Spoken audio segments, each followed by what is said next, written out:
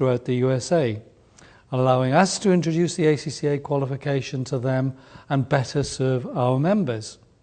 Now, these include holding high-level meetings with organisations such as PwC, Shell, and Microsoft, holding discussions with policy professionals from the US Chamber of Commerce and KPMG, as well as building relationships with new approved employers such as IBM and PwC USA. ACCA USA is also focused on building strategic relationships and partnerships with well-known organisations in order to engage with key employers. Now, these relationships have since grown into successful and equal business partnerships with a number of organisations such as City and State Media, Cranes, Pace University, and many more. So leveraging partner and stakeholder relationships have allowed for greater access to targeted employers.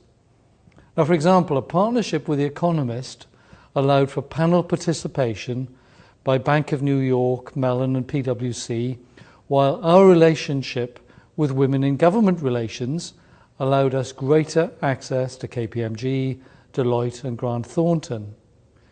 Since July 2013, ACCA USA has hosted over 10 events, many with Big Four and national family representation, resulting in over 1,500 attendees, numerous media mentions, and greater relationships with targeted employers.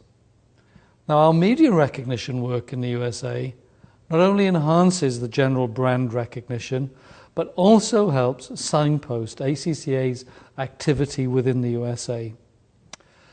An increase in targeted events and partnerships has led to greater visibility and media exposure since mid-2013, including an article in the Wall Street Journal and also one-on-one meetings between media contacts and the head of ACCA USA in order to better understand what makes the headlines. ACCA USA accounts for over 31% of all media hits globally, while increased social media activity has helped establish a more visible brand nationally. Now, finally, with regards to educational recognition, over the past year, ACCA USA has studied the educational structure in the USA and has decided to move forward with a full market analysis to determine if the ACCA qualification can fit into the American educational structure. Currently, the ACCA qualification can only be pursued through online providers in the USA, specifically BPP and Kaplan. And the analysis will look at all options on how to teach the qualification in the USA and will also examine markets where ACCA have already had success in entering the market. We've also had questions coming in from members in Canada regarding recognition and the current situation regarding CGA membership. Helen, could you give us an update regarding the work of the local office in Canada? Well, as in the United States, ACCA's focus in Canada has been on employers for the past few years. We believe this will deliver the most value for our members in the Canadian markets, and I'm pleased to report that we have made some significant progress in the area. ACCA Canada has reached out to over 100 employers in the last 12 months, more than triple the amount of employers reached in the previous year. A number of flagship employer-facing events were held, including the Green Economy event in Calgary, which brought together leading experts in the fields of business, accountancy and investor relations. Over 75 participants attended, with the majority of these being from an employer audience. Big data events were also held in Toronto and Vancouver, while CFO roundtable events were held around the country, bringing together a total of more than 50 CFOs and Vice Presidents of Finance, including from important stakeholders such as KPMG, De Beers Canada and Manulife Financial. ACCA Canada has also sponsored selected groups and events over the past 12 months to aid recognition. These include sponsorship of 3 chapters of the Financial Executives International Group, which is a collective audience of 1,800 senior finance professionals across Canada at over 50 events each year.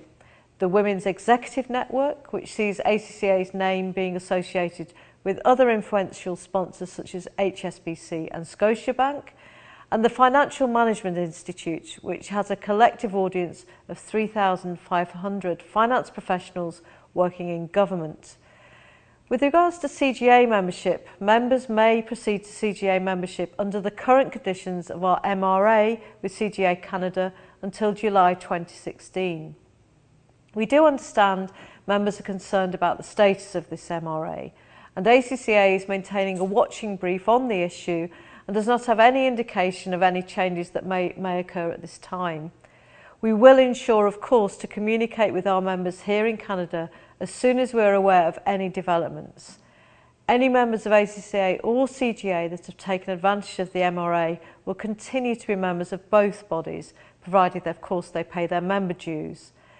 ACCA Canada is actively working with the Government Relations Consultant to offer commentary on new legislation that is transpiring as a result of the merger between the national bodies in Canada.